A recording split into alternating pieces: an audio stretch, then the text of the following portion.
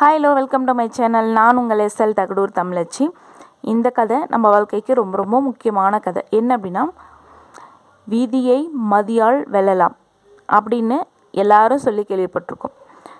பழமொழிக்கு என்னங்க, யார் வேணாலும் சொல்லலாம். ஆனால் நம்ம வாழ்க்கையில் அதை பயன்படுத்துகிறவங்க தான் உண்மையான அறிவாளி, இல்லைங்களா?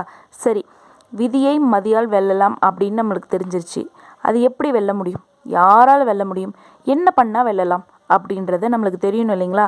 எல்லாரும் பழமொழி மட்டும் சொல்லிட்டு போயிட்டா அது எப்படி பயன்படுத்தணும்னு சொல்லணும், இல்லைங்களா? அப்படிப்பட்ட ஒரு கதை தான் இந்த கதை. வாங்க கதைக்குள்ளே போகலாம். மற்றூர் அப்படின்னு ஒரு நாடு இருக்குது. அந்த நாட்டில் மற்றசேனன் அப்படின்ற ஒரு அரசர் ரொம்ப சீரும் சிறப்புமாக ஆட்சி புரிஞ்சுக்கிட்டு வராரு.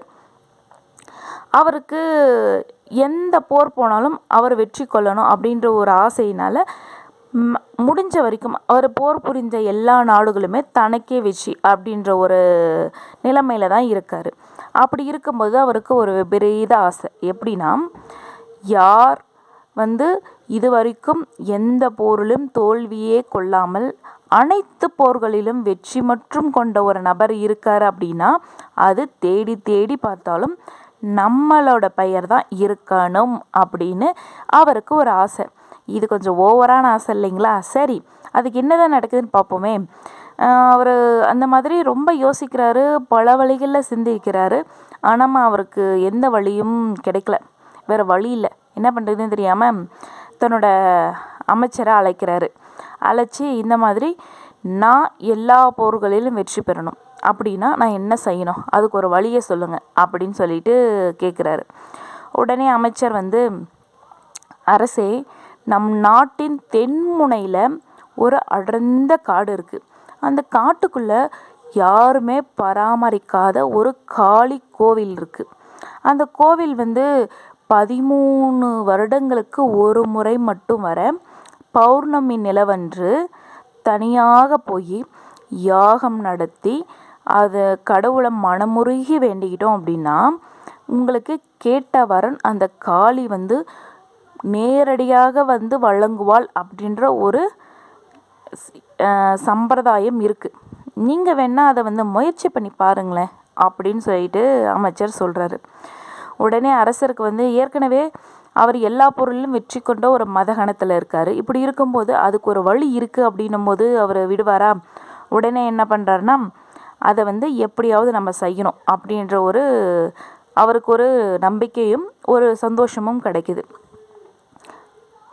அந்த பௌர்ணமிக்காக காத்துக்கிட்டு இருக்காரு. அவரோட நல்ல நேரம் அந்த பௌர்ணமி 4 நாளில் வருது. வந்த உடனே பௌர்ணமி அன்று இரவு தனியாக அந்த கோட்டைக்கு போய் உட்காந்து யாகம் நடத்துகிறாரு. யாகம் முடியும் கடைசி தருவாய் வரைக்கும் ரொம்ப நம்பிக்கையோட மனமுருகி வென்றாரு. காளியும் அருள் தராங்க. காளியை பார்த்த உடனே அரசருக்கு என்ன பண்ணுறதுனே புரியல, ரொம்ப சந்தோஷப்படுறாரு. உடனே காளி சொல்கிறாங்க, மகனே, உனக்கு என்ன வரம் வேணும் சொல்லு, நான் உனக்கு தரேன் அப்படின்னு சொல்லிட்டு காளி கேட்குறாங்க. நம்ம எல்லாருக்குமே தெரியுமே அரசர் ஏன் யாகம் நடத்தினார் அப்படின்னு கேட்குறாரு. அம்மா தாயே, எனக்கு நான் எங்கே போர் புரிஞ்சாலும் வெற்றி எனக்கே அப்படின்னு சொல்லிட்டு கேட்குறாரு. அதுக்கு காளி கொஞ்ச நேரம் யோசிச்சுட்டு, இங்கே பார் மகனே, நீ கேட்குற வரம் இயற்கைக்கு புறம்பானது. ஒரு மனிதனுக்கு வெற்றி தோல்வி அப்படின்றது சாதாரணமாக நடக்கும் ஒரு விஷயம். அதில் நீ மட்டுமே வெற்றி, மற்றவனுக்கு மட்டுமே தோல்வி அப்படின்னு இருந்தால் அது நாட்டின் அமைதியை சீர்குலைச்சிடும். அதனால் அந்த வரத்தை என்னால் தர முடியாது. வேறு ஏதாவது வரம் இருந்தால் கேள் அப்படின்னு சொல்லிட்டு துர்க்கை அம்மன் சொல்கிறாங்க. உடனே அரசருக்கு இந்த வரம் கொடுக்கல அப்படின்ற ஒரு கோவத்தில் ரொம்ப சோர்ந்து போய், என்ன கடவுளே, உன்னை மனமுருகி வேண்டி கூப்பிட்ருக்கேன், எனக்கு இந்த வரம் கூட நீ தரமாட்டியா அப்படின்ற மாதிரி ஒரு ஏக்கத்தோடு கேட்குறாரு. அந்த ஏக்கத்தோடு கேட்ட உடனே அவரோட முகம் பார்க்குறதுக்கு ரொம்ப அப்பாவியாக தெரியுது. அதனால் துர்க்கை அம்மனுக்கு இந்த அளவுக்கு அரசர் ஃபீல் பண்ணுறாரே, என்ன பண்ணுறது அப்படின்னு சொல்லிட்டு, சரி மகனே, உனக்கு வேறொரு வாய்ப்பு தரேன். என்ன அப்படின்னா, உனக்கு ஒரு அற்புதமான ஒரு கண்ணாடி தரேன். இந்த கண்ணாடியில் நீ யாரிடம் போர் புரிந்தால் வெற்றி பெறுவாய் அப்படின்றத வந்து அந்த கண்ணாடி சொல்லிடும். யாரிடம் போர் புரிந்தால் தோல்வி அடைவாய் அப்படின்றதும் இந்த கண்ணாடி சொல்லிடும். இதை வச்சு நீ உன்னோட ஆசையை நிறைவேற்றிக்கலாம் அப்படின்னு சொல்லிட்டு அந்த கண்ணாடியை அந்த அரசன் கையில் கொடுத்துட்டு துர்க்கை அம்மன் மறைஞ்சு போயிடுறாங்க. அரசருக்கு வந்து சரி, நம்மளுக்கு கேட்ட வரம் கொடுக்கலனாலும் இந்த கண்ணாடியாவது கிடச்சிருக்கே, இந்த கண்ணாடியை வச்சு யார்கிட்ட எல்லாம் நம்ம போர் புரிஞ்சால் வெற்றி பெற முடியும் அப்படின்றத கேட்டு தெரிஞ்சுக்கிட்டு அதுக்கப்புறம் போர் புரிவோம். நம்மளுக்கு தேவை என்ன? நம்ம போர் புரிகிற எல்லா போரிலையும் நம்மளே வெற்றியாளராக இருக்கணும் அப்படின்றது தானே. சரின்னு சொல்லிட்டு இந்த கண்ணாடி எடுத்துக்கிட்டு போகிறாரு. அவர் நாட்டுக்கு கீழே இருக்கிற அனைத்து ஊர்களிலும் பட்டியலிடுறாரு. அந்த பட்டியலிட்டு ஒவ்வொரு நாட்டின் அரசரின் பெயரையும் சொல்லி நான் வெற்றி பெறுவேனா தோல்வி அடைவேனா அப்படின்னு சொல்லிட்டு கேட்குறாரு. அது வந்து எந்தெந்த அரசர்கிட்ட நீ போர் புரிஞ்சா வெற்றி பெறுவ தோல்வி அடைவ அப்படின்றது உண்மையை அது முன்கூட்டியே சொல்லிடுறது. யார்கிட்டையெல்லாம் தோல்வி அடையும் அப்படின்ற மாதிரி சொல்லுதோ அவங்க எல்லார்கிட்டையும் அந்த தனிப்பட்டியலையும் வெற்றி தனிப்பட்டியலையும் சேகரிக்கிறாரு. உடனே யார்கிட்ட எல்லாம் வெற்றி பெற முடியும் அப்படின்றத தெரிஞ்சுக்கிட்டு அந்த நாட்டுக்கு ஓலை அனுப்புகிறாரு. என்ன அப்படின்னா, அரசே, உங்கள் நாட்டின் மீது எங்கள் நாட்டின் அரசர் போர் புரிய இருக்கிறாரு. கண்டிப்பாக இந்த நேரத்திற்கு இந்த இடத்திற்கு நீங்கள் வந்தே ஆக வேண்டும் அப்படின்னு சொல்லிட்டு போர் ஓலையை அனுப்பிடுறாரு. இதை கேட்ட அரசர்களும் போர் புரிய வராங்க. பல நாடுகளில் வந்து வெற்றி கொள்கிறாரு. இதை பார்த்த மற்ற நாடுகள் என்ன பண்ணுதுன்னா, இவர்கிட்ட போர் புரிஞ்சால் கண்டிப்பாக நம்மளுக்கு தோல்வி தான். ஏன்னா அவ்வளோ வீரமிகுந்த அரசர் அவர்கிட்ட நம்ம நாட்டை வந்து நம்ம போர் புரிஞ்சு நம்ம நாடை காப்பாற்ற முடியாது. அதனால் நம்ம நேரடியாக போய் அவரோட காலில் விழுந்துடலாம் அப்படின்னு சொல்லிட்டு போகிற இடமெல்லாம் யாரும் போர் புரியாமல் தொப்புன்னு அவர் காலில் விழுந்துடுறாங்க. விழுந்த உடனே இவருக்கு வந்து ரொம்ப பெருமையாக போயிடுது. நம்மளோட வீரத்தினால எல்லாரும் நம் நாட்டுக்கு கீழே வந்துட்டாங்க அப்படின்னு சொல்லிட்டு கொஞ்ச நாள் போய்கிட்டு இருக்கும்போது கொஞ்ச நாளுக்கு அப்புறம் அவளுக்கு ஒரு உறுத்தல். என்ன அப்படின்னா, எல்லாருமே தனக்கு கீழே வந்துட்டாங்கன்னா நம்ம யார்கிட்ட போய் போர் புரிய முடியும்? நம்ம போர் புரிஞ்சு வெற்றி கொண்ட அரசன் தான் மட்டும்தான் இருக்கணும் அப்படின்றது தான் நம்மளோட ஆசை. அதை விட்டுட்டு எல்லாரும் நம்மக்கிட்ட வந்து சரணடைஞ்சிட்டாங்க அப்படின்னா நம்ம யார்கிட்ட போர் புரியுது, நம்ம சரித்திரம் எப்படி உருவாக்குறது அப்படின்னு சொல்லிட்டு அவருக்கு ஒரு யோசனை வருது. வேறு என்ன பண்ணுறது? யார்கிட்ட போய் போர் புரிய கூப்பிட்டாலும் எல்லாரும் தொப்புன்னு காலில் விழுந்துடுறாங்க. அப்புறம் எப்படி போர் புரியுறது அப்படின்னு சொல்லிட்டு இருக்காரு. சரி, இதுக்கு ஏதாவது ஒரு வழி செய்யணுமே, என்ன பண்ணலாம் அப்படின்னு சொல்லிட்டு யோசிக்கும்போது திரும்பவும் அமைச்சர் அழைக்கிறாரு. அழைச்சி அவரோட கேள்விகளை சொல்கிறாரு. உடனே அமைச்சர் இந்த முறையும் ரொம்ப உருப்படியான ஒரு பதிலை சொல்கிறார். என்ன அப்படின்னா, அரசே, நீங்கள் உங்கள் நாட்டிற்கு கீழ் இல்லாத மற்ற நாடுகளோட பட்டியலை சேகரித்து இதில் எந்த நாட்டில் நீங்கள் போர் புரிஞ்சிங்க அப்படின்னா வெற்றி பெறுவீங்க அப்படின்றதையும் தெரிஞ்சுக்கோங்க. அந்த பட்டியலை வச்சு அந்த நாட்டுக்கெல்லாம் ஒரு ரதத்தை அனுப்புங்க. அந்த ரதத்தில் உங்களோட உருவப்படத்தை சீலை போத்தி அனுப்புங்க. அந்த ரதத்தோட ஒரு தண்டோட போடும் ஒருத்தரையும் அனுப்புங்க. அவர் போய் அவரோட நாட்டின் அரண்மனை வாயிலில் நின்று கொண்டு ரொம்ப சத்தமாக, ஏ அரசே, என்னோட அரசர் வந்து ஒரு ரதத்தை அனுப்பியிருக்காரு.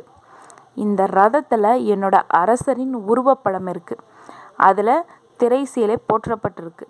இந்த திரைசீலையை விலக்கி என்னோட அரசரின் முகத்தை பார்க்கும் அரசர்கள் அனைவரும் என்னோட மற்ற சேன அரசனோட போர் புரியணும். அப்படி போர் புரிஞ்சு வெற்றி கொண்ட அனைவருக்குமே அவரோட நாட்டின் பல பகுதிகளை பிரித்து தருவார் அப்படின்னு சொல்லிட்டு அந்த தண்டோரா போடுவர் வந்து ரொம்ப சத்தமாக சொல்கிறாரு.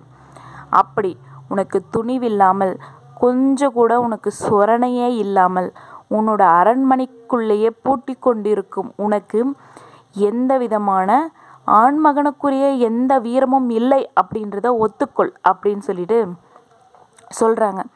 எதுக்காக இதை அனுப்புகிறாங்க அப்படின்னா, அரசருக்கு மட்டும் தனிப்பட்ட முறையில் ஓலை வந்தால் அது முடியாது அப்படின்றத அரசர் சொல்லிடுவார்.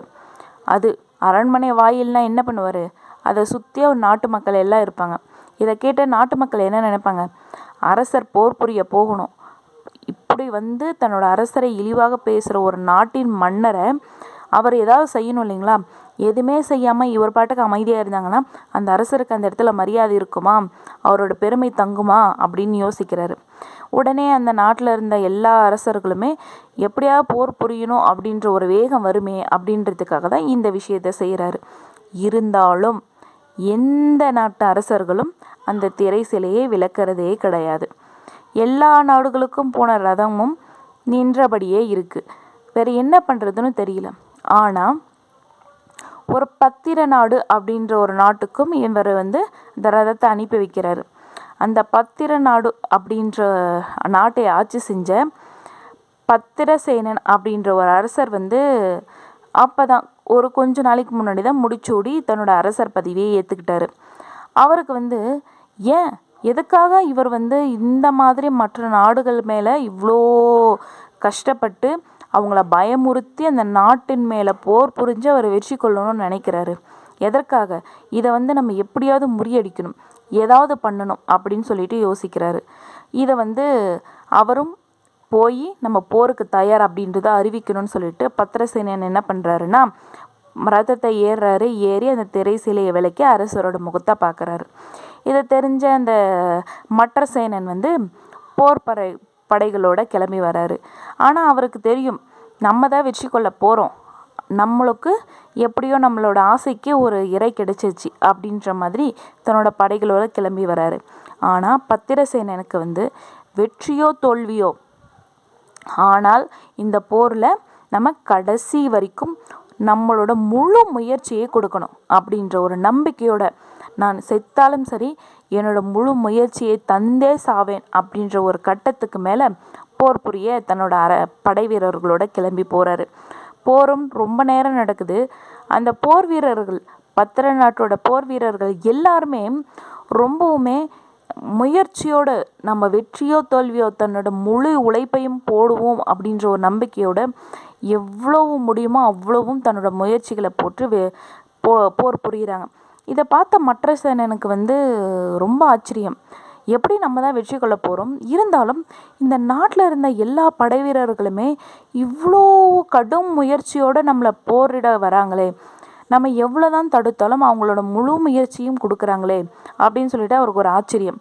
அந்த மற்ற சேனனுக்கு அந்த நாட்டின் பத்திரசேனன் அரசன் மேலும் ஒரே ஒரு ஆச்சரியம். ஏன்னா அரசரும் ரொம்ப தைரியமாக விடாமுயற்சியோடு தன்னோட கடைசி நொடி வரைக்கும் போர் புரிகிறாரு. அது பத்திரசேனன் இதெல்லாம் பார்த்து ரொம்பவுமே பயந்து இருந்தாலும் தன்னோட முயற்சியை நான் பின்வாங்க மாட்டேன், என்னோட தோல்வியை நான் ஒத்துக்க மாட்டேன், என்னோட முழு உழைப்பையும் போட்டு அதில் நான் இறந்தாலும் பரவாயில்லை அப்படின்னு சொல்லிட்டு அவர் முழு முயற்சியோடு நிற்கிறாரு.